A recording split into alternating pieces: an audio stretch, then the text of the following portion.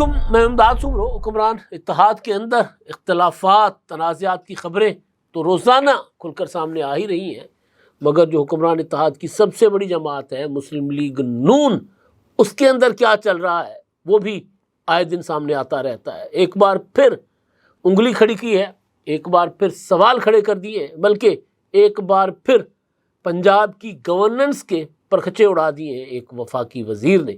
ایک تو اس مدعے پر بات ہوگی، اور دوسرا پیپلز پارٹی اور مسلم لیگ نون کے درمیان آزاد کشمیر کی حکومت سازی کے حوالے سے جو مذاکرات، جو بات چیت چل رہی تھی، وہ اس میں ایک نیا موڑ آ گیا ہوا ہے۔ ایک بڑا بریک تھرو ہوا ہے آزاد کشمیر میں، اور وہ یہ ہوا ہے کہ وہاں پر جو فارورڈ بلاک ہے تحریک انصاف کا، اس کے 5 ارکان جو ہیں وہ پیپلز پارٹی میں شامل ہو گئے۔ 5 سے زیادہ ہی ہیں، لیکن فوری طور پر جو 5 کل شام تک آئے تھے سامنے۔ ایک جو اجلاس ہوا تھا پیپلز پارٹی کا، اس اجلاس میں کیا طے ہوا تھا، ایوان صدر میں کیا ہوا تھا، وہ تو میں آپ کو بتا چکا ہوں۔ لیکن ایوان صدر میں جب پرسوں آزاد کشمیر کی حکومت کے خلاف، وزیر اعظم کے خلاف تحریک عدم اعتماد لانے کے لیے جو ڈسکشن چل رہی تھی، اس دوران صدر آصف علی زرداری نے وزیر اعظم شہباز شریف صاحب کو فون کیا تھا۔ اس فون میں کیا انہوں نے گفتگو کی تھی، وہ میں نے آگے چل کے آپ کو ڈیٹیل کے ساتھ بتانا ہے۔ لیکن پہلے جو معاملہ ہے وہ ہے سب سے بڑی حکمران جماعت، یا پنجاب کی حکمران جماعت جو ہے مسلم لیگ نون، مرکز میں بھی ظاہر ہے ان کی حکومت ہے، لیکن مرکز میں کیونکہ اتحادی حکومت ہے، پنجاب میں تو ان کو کسی اتحادی کی ضرورت نہیں ہے۔ پیپلز پارٹی والے ویسے ہی بیٹھے ہوئے سرکاری بینچز پر، اور خود بھی چیخ و پکار کر رہے ہوتے کہ جی ہم تو خوار پھر رہے ہیں، ہمیں کوئی پوچھ ہی نہیں رہا، تو اجازت بھی لے رہے ہیں اپنی قیادت سے کہ جی ہمیں اپوزیشن میں بیٹھنے دیا جائے۔ اجازت نہیں ملی تھی، لیکن اب آزاد کشمیر کے حالات کی وجہ سے شاید معاملات اس طرف جا سکتے ہیں، تو ایک آدھ دن میں صورتحال کلیئر ہو جائے گی۔ لیکن آپ کو یاد ہوگا کہ کچھ عرصہ پہلے، ابھی بہت لمبا عرصہ نہیں گزرا، ایک وفاقی وزیر نے ایک ٹویٹ کیا تھا، اور وفاقی وزیر بھی کوئی اور نہیں، نواز شریف صاحب کے بچپن کے دوست، کلاس فیلو، نواز شریف کے صاحب کے ساتھ پڑھے خواجہ آصف صاحب وزیر دفاع، انہوں نے ٹویٹ کیا تھا، اور انہوں نے ٹویٹ کیا تھا کہ جی ہم سیاستدان تو ہر بار احتساب کی اس سے گزرتے ہیں، یہ ہوتا ہے وہ ہوتا ہے، لیکن جو بابو ہیں، بیوروکریٹس ہیں، انہوں نے پرتگال میں جا کر پراپرٹیز بنائی ہوئی ہیں، اپنا کئی ملکوں کی شہریت لی ہوئی ہے، اس طرح کی باتیں انہوں نے کی تھی۔ تو اس پر ایک طوفان سا کھڑا ہو گیا تھا کہ خواجہ صاحب کو اچانک کیا ہوا۔ پھر پتہ چلا کہ جی ایک ایڈیشنل ڈپٹی کمشنر ریونیو جو ہے سیالکوٹ کے، ان کا تبادلہ ہوا۔ خواجہ صاحب کہ وہ قریبی آدمی تھے، خاص آدمی تھے، اور ہر سیاستدان اپنے علاقے میں اپنی پسند کی انتظامیہ، اور خاص طور پر جو مال کے حوالے، جو ریونیو ڈپارٹمنٹ، محکمہ مال جو ہے، اس کے حوالے سے تو بہت زیادہ ٹچی ہوتے ہیں۔ وہ آپ کو یاد ہوگا پپو پٹواری، اعزاز احسن صاحب نے تانا دیا تھا چودھری نثار علی خان صاحب کو آن دی فلور آف ہاؤس کہ آپ کی ساری سیاست پپو پٹواری کے گرد گھومتی ہے۔ اسی طرح کوئی بھی سیاستدان، میں کسی ایک کے اوپر انگلی نہیں اٹھا رہا، کوئی بھی سیاستدان ہو کسی بھی دور میں، وہ کوشش یہ کرتے ہیں کہ ڈپٹی کمشنر ان کی مرضی کا ہو، ریونیو کے سارا اسٹاف ان کی مرضی کا ہو، ڈی پی او ان کی مرضی کا ہو، اگر وہ حکومت میں ہے تو وہ کوشش کرتے ہیں کہ ضلع، کیونکہ یہ رجواڑے ہیں نا، تو ضلع ان کے پاس رہے، یا ریجن پورا کا پورا ان کے پاس رہے، اگر بڑے لیول کے خواجہ آصف صاحب کے لیول کے لیڈر ہیں۔ تو بہرحال اس پر آپ کو یاد ہوگا کہ اچھا خاصا طوفان کھڑا ہو گیا تھا۔ خبر یہ آئی کہ جی اے ڈی سی آر کو تبدیل کیا گیا تھا، ان کے اوپر الزام تھا، کسی ہاؤسنگ سوسائٹی والوں سے پیسے لیے تھے، معاملہ نواز شریف صاحب تک چلا گیا تھا، اور تبادلے کے بعد خواجہ آصف صاحب نے کہا کہ جی مجھ سے کوئی پوچھ تو لیتا۔ تو مریم نواز صاحبہ کی اور ان کی خبروں کے مطابق اس بات پر ذرا ناراضگی ہو گئی، خواجہ صاحب ناراض ہو گئے، اور انہوں نے ٹویٹ کر دیا تھا۔ پھر نواز شریف صاحب نے سے خواجہ صاحب کی ملاقات ہوئی، مریم نواز صاحبہ بھی وہاں پر تھی، تو معاملات ہو گئے طے۔ لیکن اب اس سے بھی کہیں زیادہ سنگین قسم کا ایک ٹویٹ خواجہ صاحب نے کل کیا۔ خواجہ آصف صاحب بیٹھے ہوئے ہیں استنبول، جہاں سے انہوں نے ٹویٹ کیا، تو آپ معاملے کی شدت کا اندازہ دیکھیں کہ ان کو بھیجا گیا ہے وہاں پر کہ آپ جا کر پورا کا پورا فوکس رکھیں افغانستان میں، اپنا افغان طالبان کے ساتھ استنبول میں جو مذاکرات ہو رہے ہیں، دہشت گردی روکنے کے حوالے سے اپنا آرگومنٹ بلڈ کرے، ان کو منائے وہاں پر اپنی بات، تو خواجہ صاحب وہ تو کر ہی رہے ہوں گے اور بہت اچھے طریقے سے کر رہے ہوں گے۔ بلکہ انہوں نے تو جب قطر میں دوحہ میں مذاکرات تھے تو انہوں نے کہا تھا کہ جی یہ دہشت گردوں کو سپورٹ کرنا بند کر دیں، 1 پوائنٹ ایجنڈا ہے، ان کو ہمارے حوالے کریں یا ان کے خلاف ایکشن لیں اور کوئی بات نہیں سنیں گے۔ تو پہلے تو طالبان آنکھیں دکھا رہے تھے، تو جب خواجہ صاحب نے دھمکی دی کہ پھر ٹھیک ہے، پھر تیار رہو، پھر ہم آ رہے ہیں، تو پھر وہ ذرا جھاگ کی طرح بیٹھ گئے تھے۔ تو خواجہ صاحب اپنا کیس وہاں پہ پاکستان کا اچھا پلیڈ کر رہے ہیں، لیکن پاکستان کے اندر اپنے ضلع میں خواجہ صاحب یوں لگتا ہے کہ جیسے ان کے خلاف کوئی بڑا ہی کوئی، وہ ان کو لگتا ہے، ان کے ٹویٹ سے لگتا ہے کہ ان کے خلاف کوئی بڑی کوئی سازش ہو رہی ہے۔ خواجہ صاحب کا جو ٹویٹ ہے نا، اس کو اگر میں دیکھوں تو یہ پورے پاکستان کا المیہ ہے، یہ صرف پنجاب کا نہیں ہے، لیکن کیونکہ گورننس کا معاملہ ہے اور ان دنوں 2 بڑے صوبوں میں پنجاب اور سندھ میں گورننس پروجیکٹس کے اوپر مقابلے بازی چل رہی ہے، تعلیمی اداروں کی تصویریں، سڑکوں کی تصویریں، ادھر سے پنجاب والے شیئر کر رہے ہیں، ادھر سے سندھ والے شیئر کر رہے ہیں، تو یہ ایک ہیلدی کمپٹیشن ہے، اور اس میں کوئی شک نہیں ہے کہ پنجاب کے پروجیکٹس سندھ کے کئی بڑے پروجیکٹس ہیں جو پنجاب میں جس طرح کے نہیں ہیں، لیکن جو پنجاب کے نئے نئے پروجیکٹس ہیں وہ بڑے شاندار ہیں اعلیٰ۔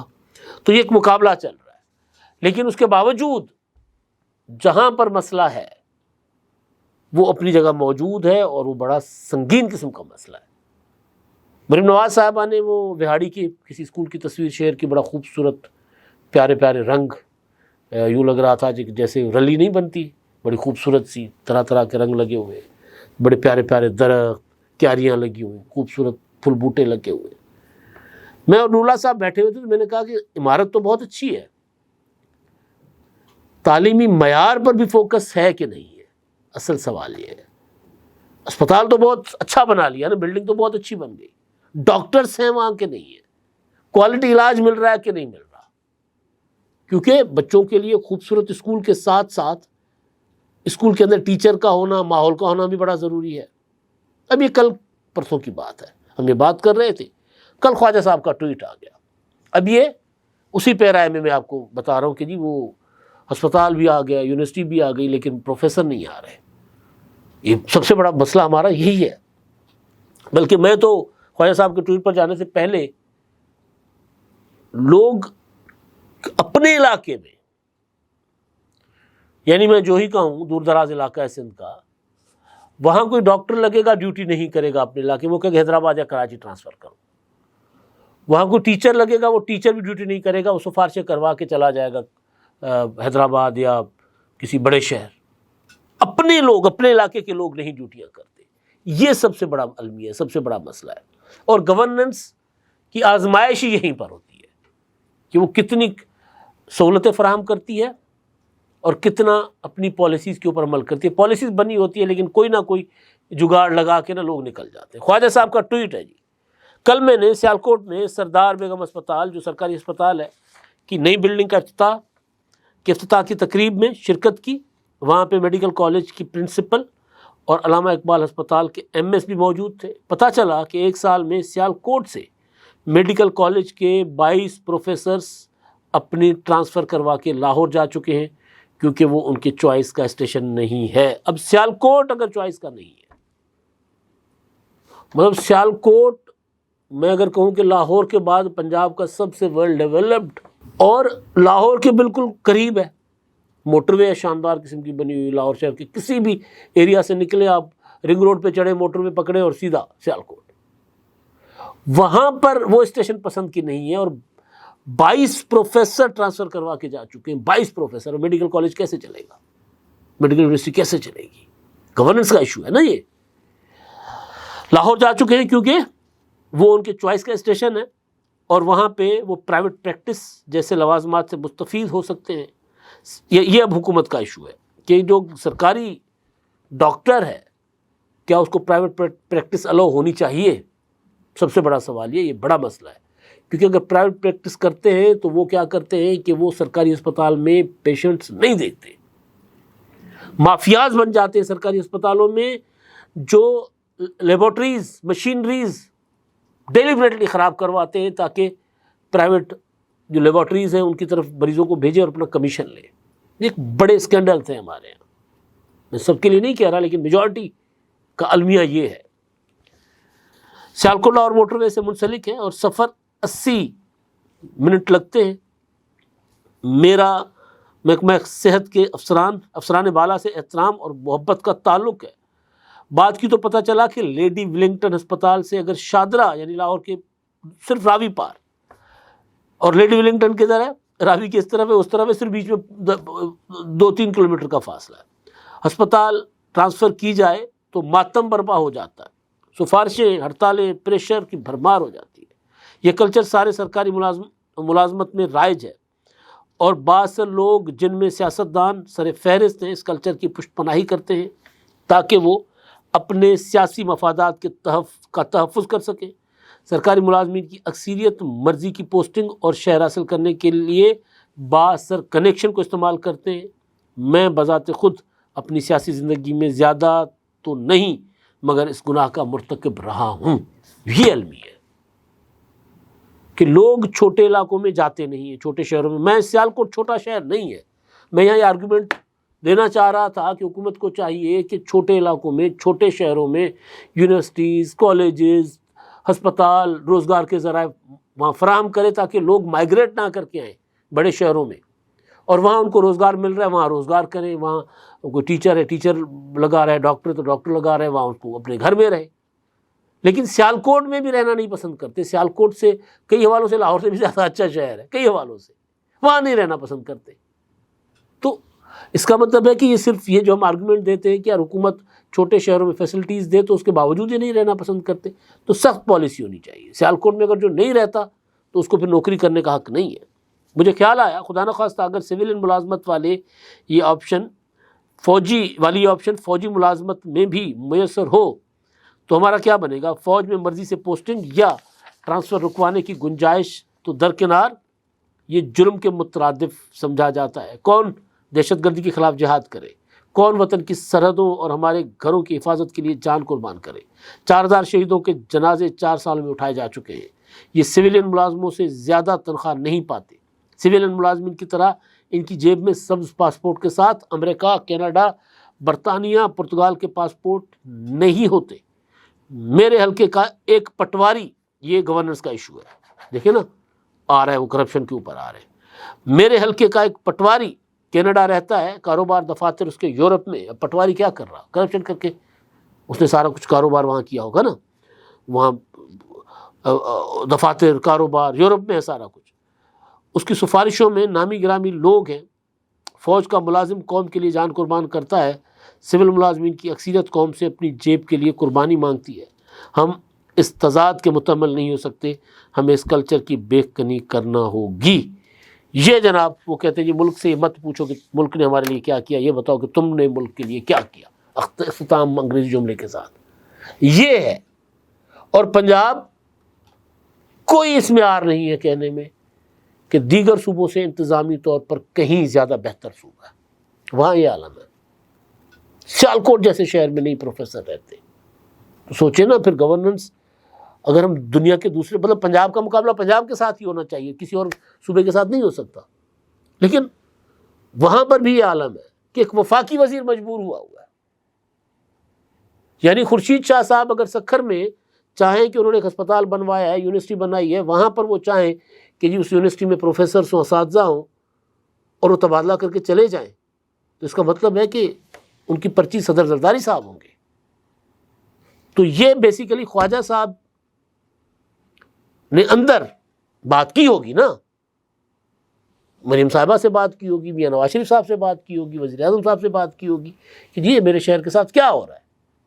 نہیں ان کی سنی گئی ہوگی تو انہوں نے ٹویٹ کر دیا ہوگا. اس کا مطلب ہے کہ جو پروفیسر صاحب تبادلے کروا کے آئے ان کی پرچی خواجہ آصف سے بڑی ہے، یا نواز شریف ہے یا شہباز شریف ہے، مریم نواز صاحبہ ہیں. یہ تصویریں، بلڈنگوں کو رنگ کر دینا، بلڈنگیں بنا دینا، لیکن ان کو چلانا بھی ہے. یہ جناب میں نے کہا نا گورننس کے پرخچے اگر آپ سیالکوٹ کو پروفیسرز نہیں دے سکتے، ٹیچرز نہیں دے سکتے، تو وہاڑی کا کیا ہوتا ہوگا، بھورے والا کا کیا ہوتا ہوگا،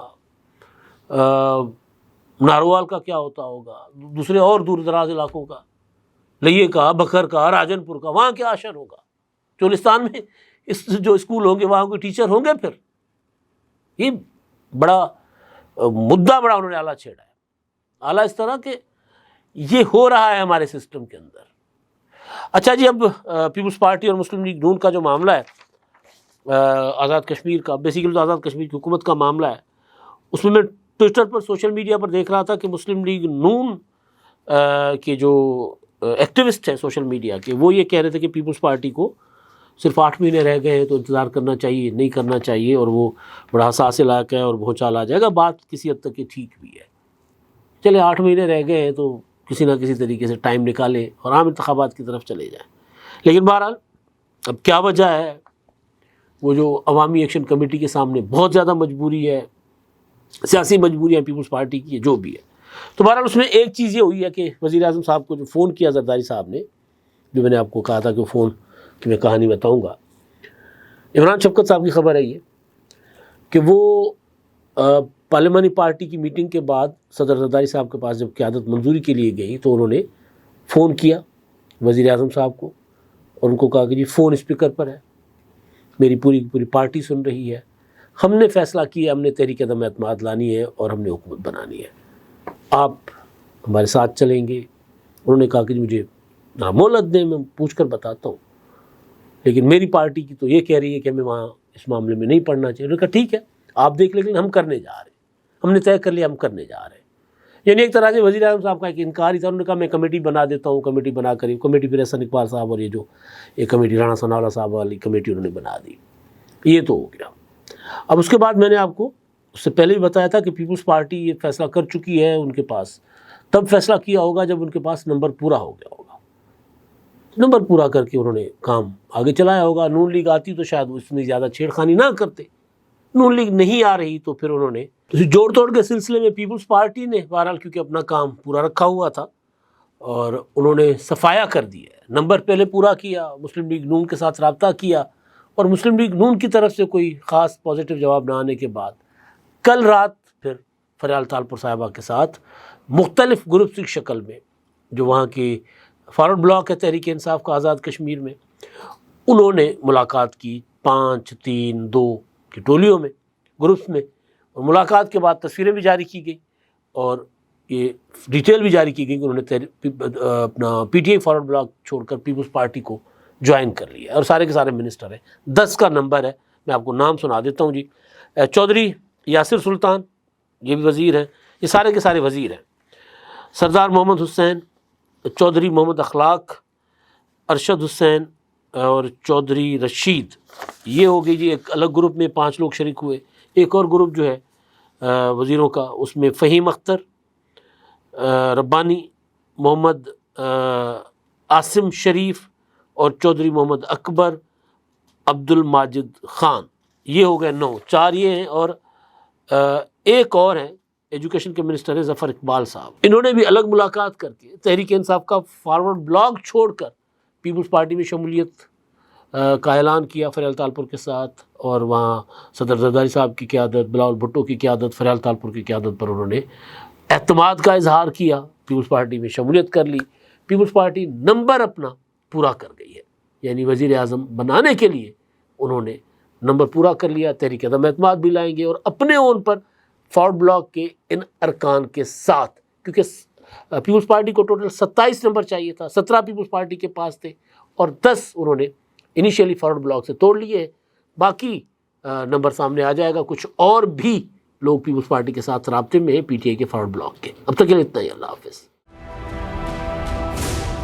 کیا آپ ایک بزنس اونر ہیں اور چاہتے ہیں کہ آپ کا برانڈ زیادہ سے زیادہ لوگوں تک پہنچے؟ ہمارے پاس ہے آپ کے لیے ایک بہترین موقع۔ ہمارے یوٹیوب چینل پر روزانہ ہزاروں لوگ ویڈیوز دیکھتے ہیں۔ یہ وہی لوگ ہیں جو باخبر، باشعور اور فیصلہ کرنے والے ہیں۔ اب آپ اپنے بزنس کو براہ راست ہمارے یوٹیوب چینل پر پروموٹ کر سکتے ہیں۔ پروڈکٹ پلیسمنٹ اور اسپانسرڈ سیگمنٹس کے ذریعے آپ اپنے برانڈ کو لاکھوں پوٹینشیل کسٹمرز تک پہنچا سکتے ہیں۔ تو دیر کس بات کی، آج ہی اپنے بزنس کو نئے لیول پر لے جائیں۔ For more information, call us 923338122280.